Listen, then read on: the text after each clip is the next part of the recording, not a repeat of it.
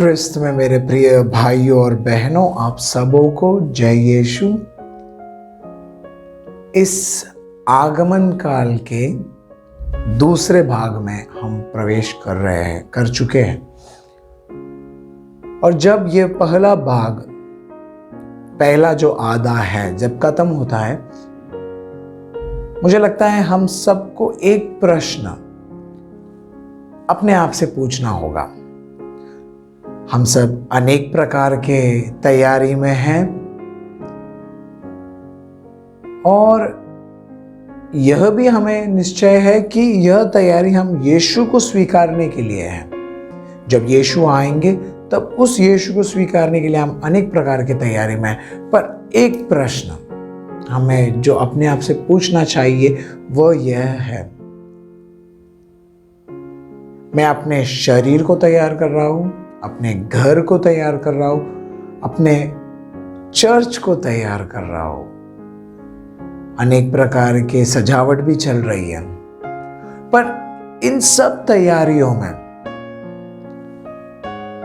क्या मैंने यीशु को पीछे छोड़ दिया है और यीशु को लिए बिना मैं आगे बढ़ रहा हूं? हमें पता है यीशु के सिवा हम एक पैर भी आगे नहीं रख सकते हैं। यीशु के बिना हम कुछ भी नहीं है। इसलिए मेरे प्रिय भाई और बहनों, यह प्रश्न मैं इसलिए पूछ रहा हूं क्योंकि इन तैयारियों के लिए जब हम तैयार कर रहे हैं अपने आप को, हम कभी कभी ऐसा भी हो सकता है कि हम यीशु को भूल जाते हैं साथ लेने के लिए।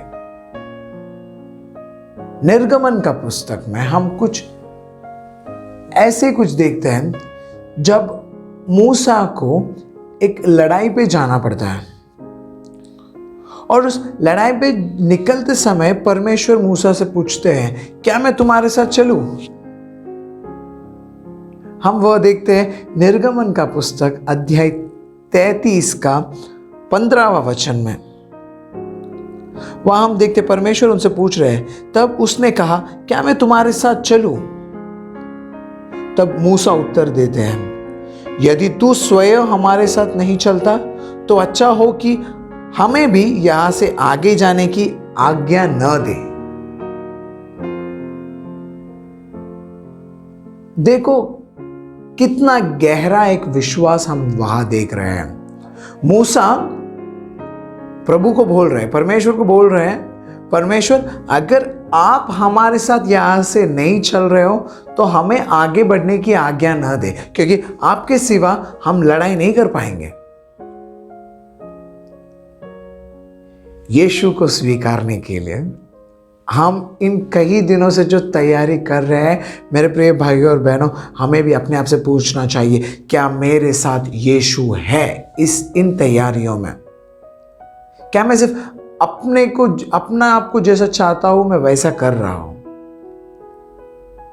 नहीं मेरे प्रिय भाइयों और बहनों, यीशु के सिवा हम कुछ नहीं कर सकते हैं।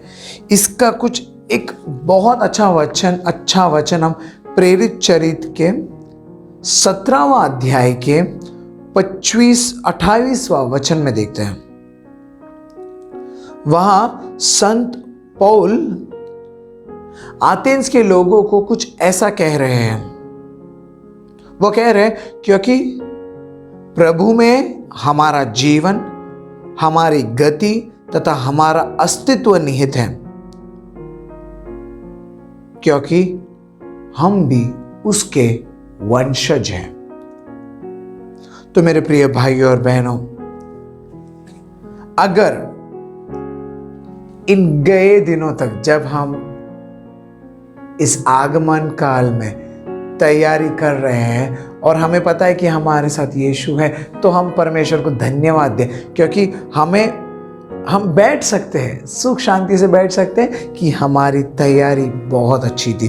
पर जांचने के बाद अगर हमारे मन में एक ऐसा प्रश्न एक चिंता आती है कि हमारे साथ आज तक यीशु नहीं थे, तो हमें अपने आप को पूछना चाहिए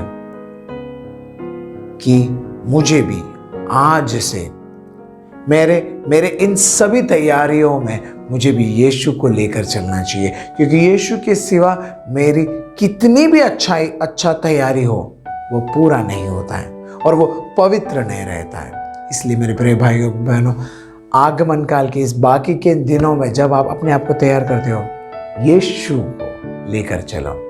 जिस तरह पवित्र मरिया ने यीशु को लेकर चली थी, वैसे आप भी यीशु को लेकर चलो, ताकि आपकी यह तैयारी सफल हो जाए और यीशु जब आपके दरवाजे पे खटखटाए, आप उसे स्वीकारने के लिए तैयार हो।